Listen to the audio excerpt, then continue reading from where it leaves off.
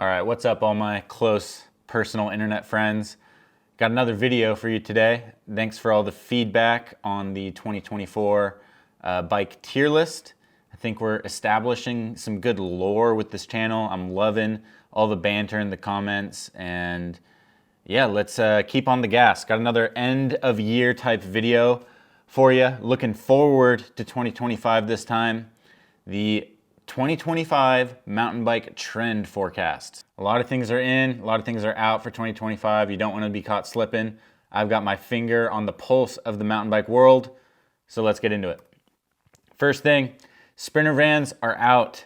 I don't know what vehicle all the tech bro, digital nomad types are going to try and monopolize next, but I feel like we're at the peak of the sprinter van craze, and they're a dime a dozen now. You know, you want to stand out, you want to flex on all your riding buddies. Having a sprinter ain't gonna do it. My gut tells me we are on the decline for sprinter vans, and they're actually becoming kind of affordable if you're looking on the used market. Sprinter vans are fucking out. Next, this one should be obvious, guys. Denim is in, baggy denim specifically. Especially if you're 19 years old or younger and you're not repping a ridiculously obnoxious pair of baggy thrift store pants at the sesh, you're probably blowing it. Any type of technical riding apparel is out, especially if you are a teenager. So you're gonna keep seeing these more and more. Whenever I'm watching videos of kind of groms or seeing kids at the bike park, none of them are wearing riding clothes. It's all this freaking clapped ass shit from the thrift store. It's definitely a vibe, but yeah, this is still on the up. So look out for more baggy pants at your local bike park. And on the other hand, party shirts are out. Party shirts have been out for years. Nothing is more out in 2025 than the party shirt. Time to get into full-on party mode.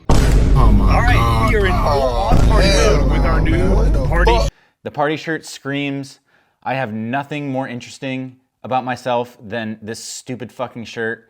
And all these companies have kind of hopped on the bandwagon, and now you can buy Smith branded party shirts. There's party shirt companies, you know, like forget all that crap, dude. You know, maybe you're in your mid 30s, you know, there's a cute new girl that just moved to town. She's joined your riding group, independently wealthy. She's got her shit together, and you want to be putting your best foot forward for her. So you think this party shirt is going to be a good way to make you, you know, stand out, maybe be a little quirky, a little edgy. She might throw you an offhanded compliment. Deep down, she's written you off. She's got the ick.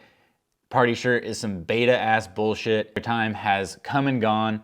You know, I've participated in it a while ago, back when I was like 16. I'm 28 now, so it's been over 10 years since the heyday of the party shirt, in my opinion.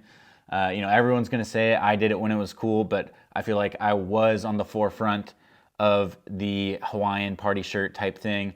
I'll put some photos of me racing Mammoth Pro GRT in my party shirt. But if you're gonna do this, do not buy a Smith or branded shirt. Go and get some wacky, like, woman's blouse or something. Do something different, but do not be caught dead in any of the examples I show on the screen.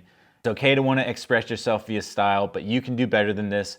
Stay strong, kings. Do not stoop to the level of the party shirt. Riders not having teams in 2025 is super in. Everyone's fired. No one has a job.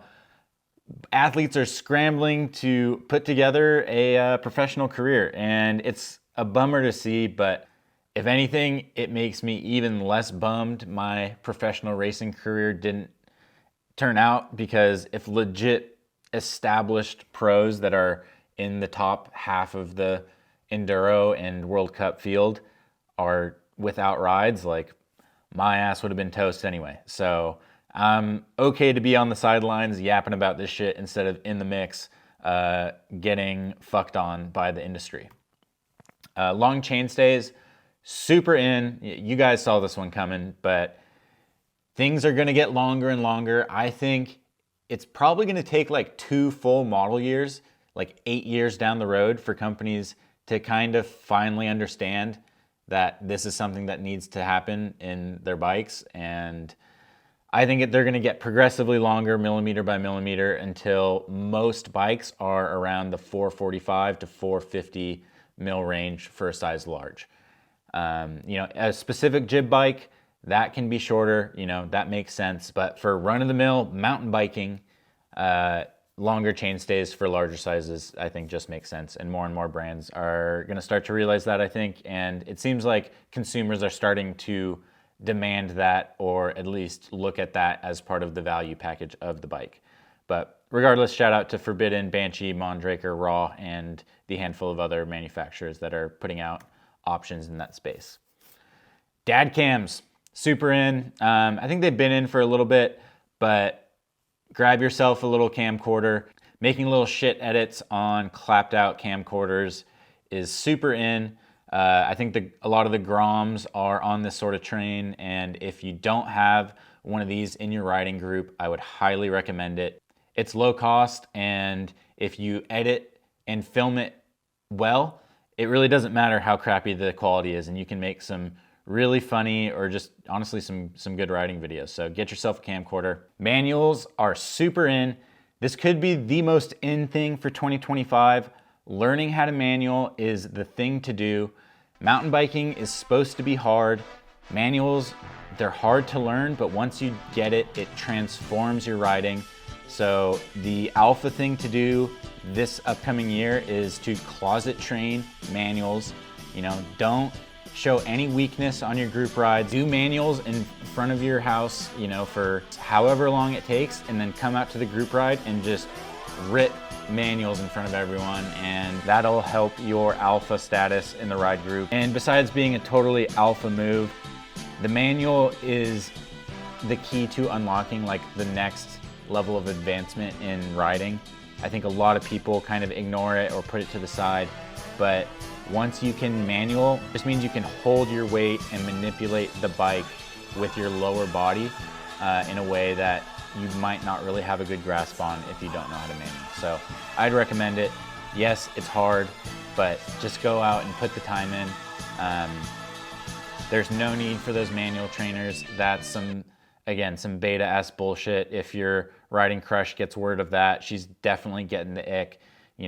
Be a man, learn how to wheelie, modulate your rear brake to make sure you don't loop out, and then to manual, just learn how to thrust your fucking hips and your legs down into the bike.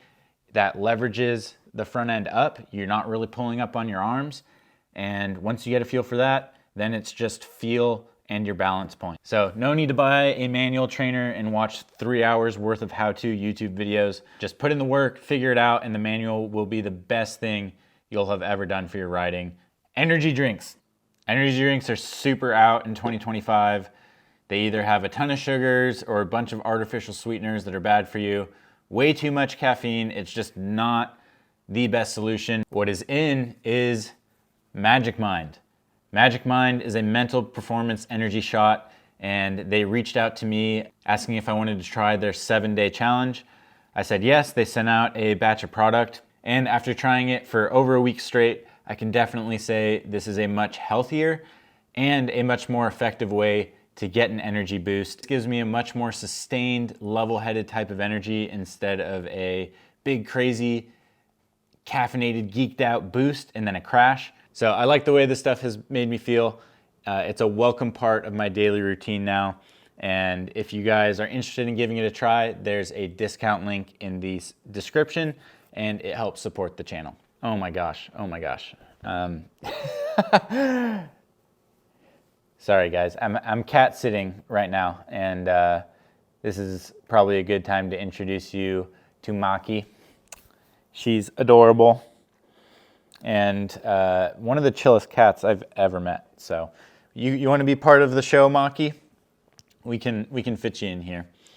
All right, up next, old school mountain bike gear is going to be super in. I think mountain bike is a pretty young sport, so we haven't had like a lot of regressions into older styles, and I think this is about to happen in a big way. The kids are all on the denim, but I think Up next is kind of this early 2000s style throwback gear. I mean, I think this stuff is sick. I raced in it earlier this year, and I just think this stuff that you're gonna start to see it more and more on like people who are trying to look cool rather than just 55-year-old dads at the bike park. All right, extra mediums. Extra mediums are in. Ibis launched with this whole extra medium thing. I think it's actually a good idea on face value, but I do think it's a bit of a Band-Aid fix for unbalanced geometry. I've been in this position a bunch where the large feels maybe like the right wheelbase, but then I go down to the medium and it corners way better. There's more weight on the front wheel. The front to rear center ratio is tighter, but the wheelbase is wrong and like you're essentially on a too small of a bike, but it corners better.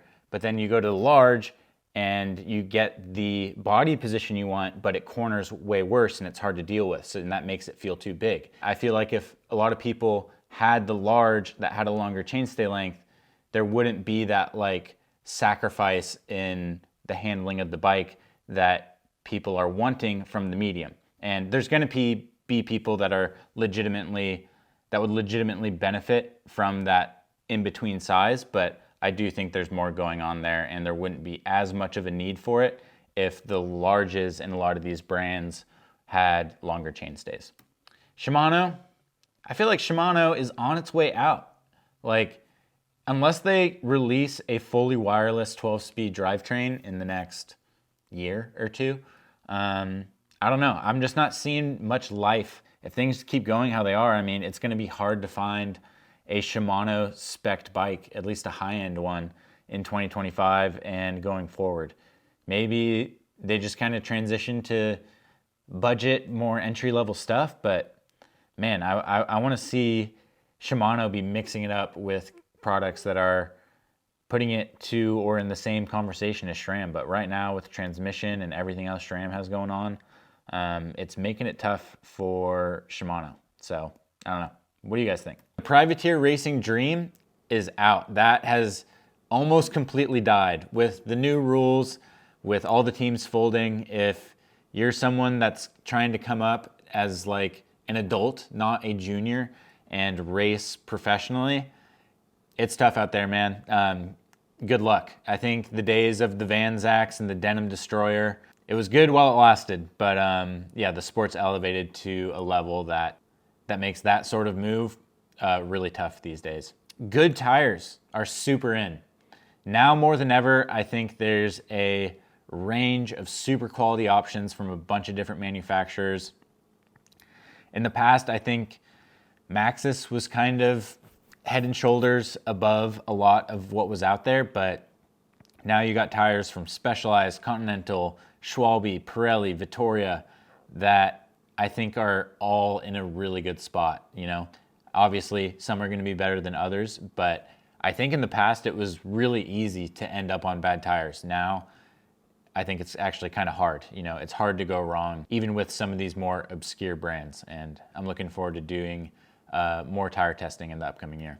All right, this one might take a bit of explaining, but slow Steeze is super in. Looking like you're trying at all, specifically trying to go fast, is the lamest thing you can do in 2025, especially if you're a Grom. Adopting this kind of lazy, slow sort of Steeze is super in. I have a story to back this up. My buddy Drew and I were in Whistler and we're on the chairlift and this kid starts talking to us. He's a Whistler Loke. He's like kind of flexing his Loke status, you know, born and raised in Whistler. So we're like, all right, this kid's probably about to rip. The last time I rode with a Whistler local kid, his name was Jackson Goldstone, and he blew my doors off. So I had high expectations. Like, he's wearing the baggy thrift store fit, and he takes us on like a bit of a tech lap, and it's kind of hard to read or notice how good he is. And then we go to lower A-line, and even on the traverse over to A-line, we are just going so slow. And we finally get there and we're like, all right, this is it. And the dude just rolls in with this kind of like side saddle lazy style, going pretty slow. And then the fool don't even clear the jumps. It's like going fast was so distasteful to him that he was he would rather not clear the jumps on A-line than to appear like he tried to generate the speed to clear the jumps. And I'm like, oh my God, like, I just couldn't believe it. I was like laughing in my helmet the entire way down as we, 50-50 cased every jump on lower A-line. And I'm like, dude, this is bad. This is not good. So for all the kids out there, going fast is cool. Like, don't try and like ruin your riding just because you think it's lame to try. Like, obviously, it's style with ease. Like, there's, many layers to this, but like much the opposite from what I saw growing up. Like, you watch Earthed or any of the All Out videos and all those dudes are pedaling everywhere, like insane, like over 100 RPM, like just trying to go as fast as humanly possible, even if it meant them like pedaling everywhere. And now it's completely the opposite. I feel like if you're shown putting in a pedal stroke, it means you kind of blew the line. Like, so it's just, and it's definitely swung heavily in that direction of just like going slow and having style. So that's super in. I think it's kind of whack. You got to have style with speed. Without speed, it's really hard to have style, at least in my opinion.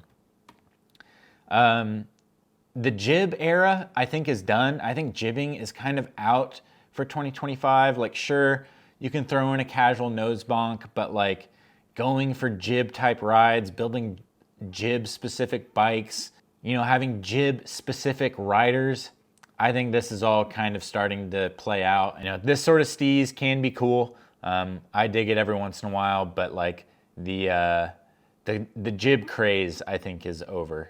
Professional BMX riders coming into the mountain bike scene and cleaning up, super in. Dylan Stark led the way. I'm sure there's been others, but he kind of like made a big name for himself. Then Christian Regal, and now we've got Dennis Harrison coming in. Really like seeing it, but I just think we are, going to see more of that once a lot of BMX riders realize that mountain biking is fun, and the mountain bike industry probably has way more money than whatever's going on in BMX. I don't know that for sure, but I can only imagine that, mountain biking is a much more profitable enterprise. Let's see. Team America cleaning up on the World Cup circuit is super in for 2025. The team is the strongest it's ever been. I mean, we got heartbreaking news from Dakota this past week. He had a hip injury, but there's still enough time for him to come back for this season. And just the roster with Asa, Dylan, coming into his own, Dakota, Aaron kind of taking another swing at it. Luca, always a staple. Our boy Dante Silva, get him a ride. Like Austin Dooley. The amount of Americans vying for legit spots in the top 30, top 20, top 10. I don't know. It's cool to see. I'm excited to see what Team America does in 2025 because I think it'll be good. This one's pretty simple. Gaps. Gaps are in. I feel like we went through a huge gap era in like 2013, 2014, 2016, the Elliott Jackson, Remy Metallier type vibe. Bring gaps back, There's nothing cooler than doing a triple or a quad or a wooden on-off gap that isn't supposed to be jumped. I think that's the thing. Jumping stuff that ain't supposed to be jumped, there's nothing cooler. So gaps are in for 2025. Buying back your company is super in. Troy Lee Designs and Kona have somehow pulled this off. I mean, I don't know all the details here, but I think this could be like one of the coolest stories in the mountain bike industry. I feel like there maybe needs to be a documentary on this, but I think Kona and Troy Lee Designs sold their companies to, these big conglomerate investment firms, whatever you want to call them, like peak COVID, or at least on that train. And now they've been bought back, at least partly, by the original owners for what's probably like pennies on the dollar.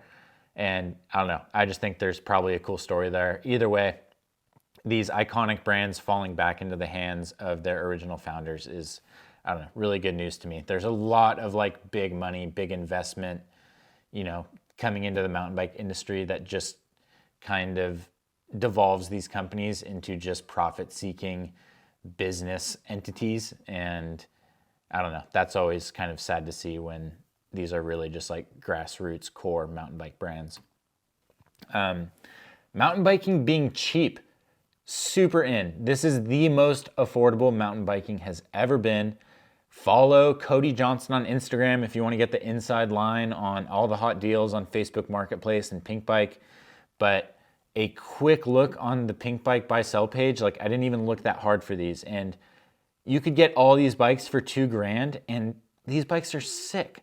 Like, mountain biking is in such a good place. You can come in with even less money than this. I mean, I did a $1,000 bike challenge. I think that was not the best representation of a $1,000 bike, but I mean, you can get stuff that's really affordable that rides really well. I mean, this is like a dream bike from 5 years ago. We're getting to a point where the next model of bike is just not that different from the previous version. We've had good geometry and good parts for a while now. So buying a bike from 2021, 2022, or just keeping your old rig is not the worst option. I mean, these bike brands it's gonna be tough for them because I think it's not as easy to make a compelling argument to buy a new bike when, you know, there's stuff like this out there for $2,000. So mountain biking being cheap, super in. This one's a weird one. I didn't really complete this slide, but something like getting your doors absolutely blown off by 13-year-olds is super in. The child prodigy era of mountain biking has arrived, and yeah, just all across the globe, there's like 13, 14, 15-year-olds that are absolutely cracked. It's not unusual for the local downhill race series to be completely dominated by the junior field, like 15-year-olds getting top times in pro, like being the fastest person on the weekend, which is crazy to think. Yeah, I don't know. It makes me feel old, but yeah, kids being good at mountain bikes, super in. Stop the children growing up so fast. This should be obvious, but fanny packs are out. I feel like we tried to convince ourselves that like mountain biking was an exception for fanny packs not being cool, but it's just not. And not only are they not cool, I just don't think it's a good solution. Like, especially having fanny packs of this ridiculous, huge ass size. You know, I've tried them, some smaller ones too, and I just think it's a horrible way to carry stuff on your back. Like, you know, it's no mystery that the backpack is the better solution, and it looks way more acceptable. The backpack is just such a better solution. There's way more good products out there. I personally really like the Usui bags, but Camelback, Liet, a few other brands have some good models too. And yeah, if you need to carry some extra stuff, just wear a backpack. There's no need for the fanny pack. I just think, yeah, fanny packs are out, backpacks are in. Slopestyle, super out. I didn't watch a Slopestyle event this whole year.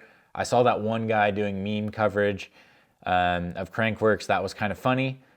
But as far as I'm concerned, like, I cannot be fucked to watch Slopestyle. It all looks the same to me. It's elevated to the point where it's kind of gymnastics, and the events aren't really doing too much more interesting stuff to kind of bring people in. And I don't know, let me know what you guys think, but I'm just completely checked out of the Slopestyle scene. Cuttys are super out. We've gone through our Cutty phase. You know, we had pressure police out there as a response to that to kind of regulate all of the social media clout chasing Cuttys out there. And yeah, I don't know. Cuttys are just kind of played out. You don't need to be carving like the tightest line you possibly can in a bike park berm that is like 20 feet long. You don't need to be doing a 2-foot corner in a 20-foot long berm for no reason. So relax on the Cuttys. Cuttys are out. Drifts are in. Sliding your bike with speed over a longer period of time is a much superior cornering technique. Takes way more skill, is much more useful, and looks way cooler. So forget the Cuttys.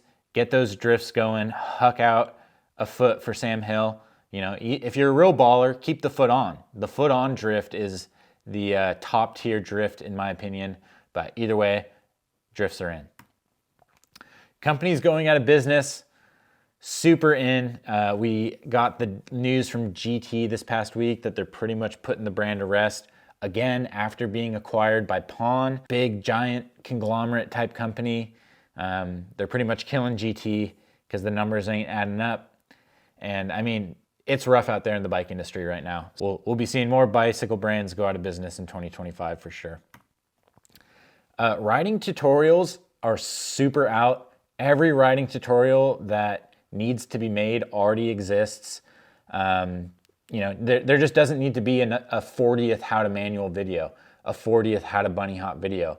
I think there was room for someone to step in and do a really killer job, and I think Ben Cathro did that with his How to Bike series. That's like the most detailed and well thought out series on riding technique that I've seen. I actually really enjoyed a lot of those videos, but now that that's done, I don't know. I just see this is super played out.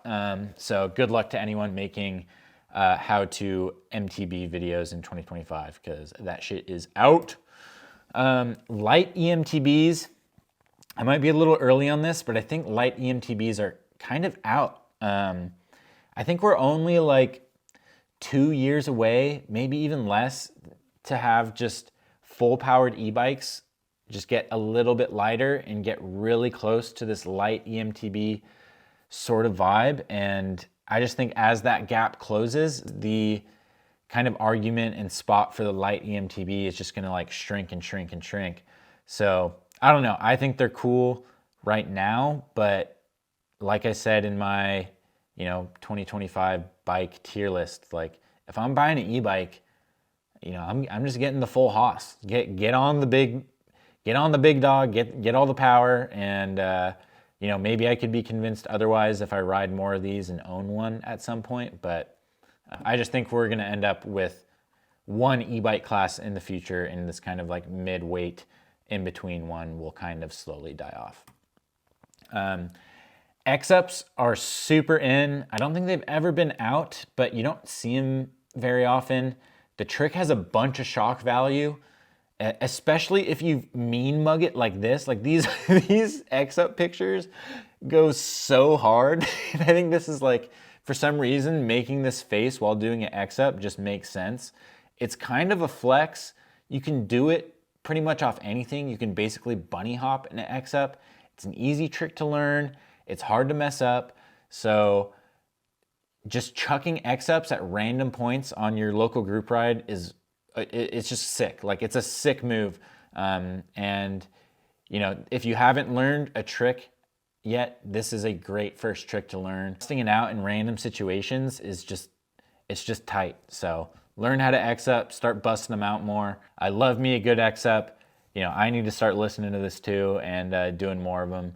So I hope to see more X-Ups out there in 2025. I think that's it, folks. That's a wrap. Let me know if I missed anything, but by now you should have a good idea of how not to blow it in 2025. Learn how to manual, buy a dad cam, get some baggy jeans on, maybe some early 2K, Troy Lee Designs gear, buy a cheap mountain bike, start doing X-Ups, and buy some Magic Mind with the discount link in the description of this video, and you'll be off to the races.